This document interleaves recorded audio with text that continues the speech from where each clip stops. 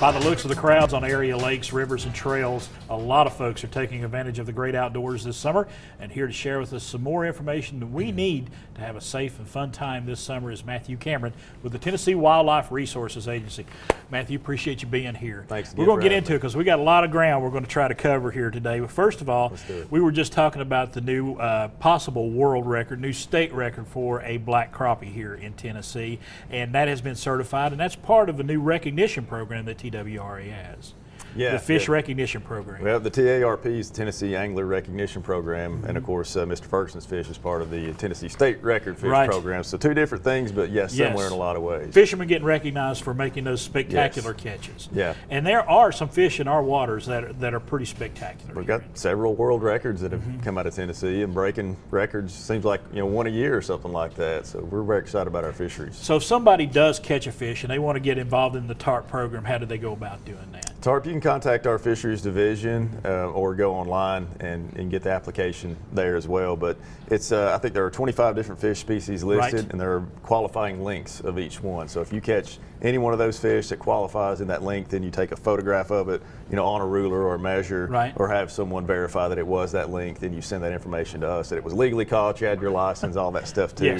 And then we will send you a certificate recognizing you for your catch. And it's actually there are, I think, 4 different levels of it. So if you catch 5 fish that qualify, then you get like a master angler certificate. If you catch 10, you get a master 2 and a master 3, and so I got to start taking advantage of that. I would love to have a master angler certificate on my wall. You don't catch fish that big. Come on. He knows. He knows. Well, let's switch gears just a little bit, and let's talk about the thing that I've been catching a lot on social media here lately are snakes. We've been seeing a lot of snakes. It seems like it may just be because of the prevalence of social media, but there have been a lot of snake sightings here, both poisonous and non-poisonous species all over northeast Tennessee. I think you hit the nail on the head with the social media. I don't think there's been an increase in populations or necessarily sightings. We just hear about them more.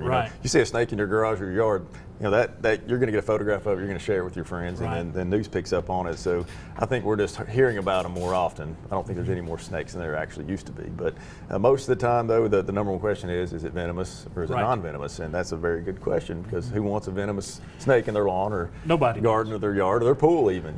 They're good for the environment. I mean, they take care of rodents, and we got to have snakes. We have to have snakes. We do. That's the number one food source for most of our snakes is rodents, and and a venomous snake, unless you reach for it, kick at it, poke at it, try to pick it up, they're probably not going to bother you. But once again, you don't want them in the house or in the garage. So you can call someone, have them come and remove that snake. We just ask that you don't kill every snake that you see because you think that it's venomous and it's going to hurt you. It's illegal to kill snakes in Tennessee. They're all protected, believe it or not. Really? That is something I didn't know. They're all protected. Every snake's protected in Tennessee. I don't think we have any invasive species like Florida. They've got the pythons and all these things that you're supposed to kill. Tennessee, they're all protected, and we just ask that you respect them and recognize the difference in a harmless and a harmful snake. And you've got a black rat snake around, he's going to do you a lot of good. So don't cut his head off with a garden hose. Let him go. Just let him do his thing. Take him back to the woods.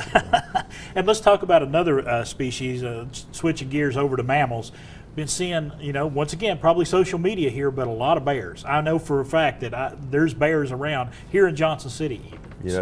Being as close to the Cherokee National Forest as we are, the bears come down into the valleys, and there has been a lot of sightings this year, and both up here and then the Knoxville Law Enforcement District as well. So bears are out and on the move, and I think the good thing is, though, the berries look like they're starting to come in. We're hoping that they'll stay out of the yards and go back into the woods and forage. Do you feel like it's partly that it's an easy food source for them to come in?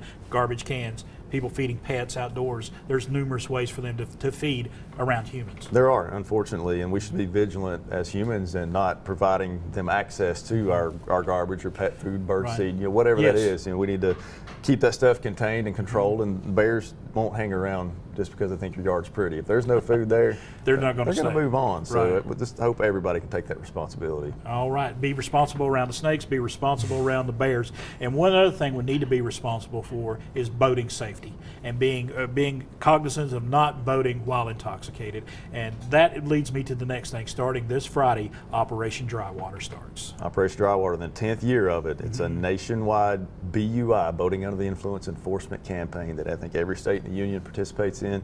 TWRA has been in it for 10 years now, and we're out this Friday, Saturday, and Sunday, right before the 4th of July holiday, looking for impaired operators, looking to arrest when necessary and hold them accountable for their actions and reduce the number of fatal serious injury boating accidents. And I know our good friends just released this morning across the state line of Virginia doing the same thing. They are, and we get local sheriff's offices that come out and help us with this, and they're looking for people on the waterways, because a drunk boater becomes a drunk driver if they make it back to the boat ramp. So we work in conjunction with our brotherhood. And always remain boating safety. We've had some drownings around here.